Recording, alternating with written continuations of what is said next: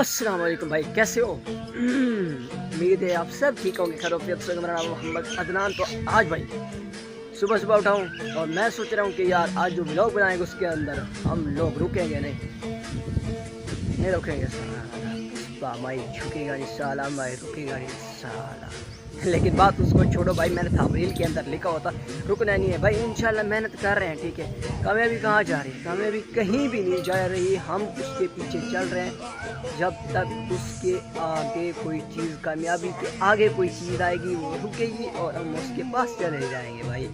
मेहनत कर रहे हैं, कामयाबी इंशाल्लाह मिलेगी। कामयाबी कहाँ जा रही है? और वो मौलवी साहब ने कहा था कि अपनी मट्टी पे चलने का सलीका सीखो, किसी के संगे मरमर पे चलोगे तो मामा फिसल जाओगे।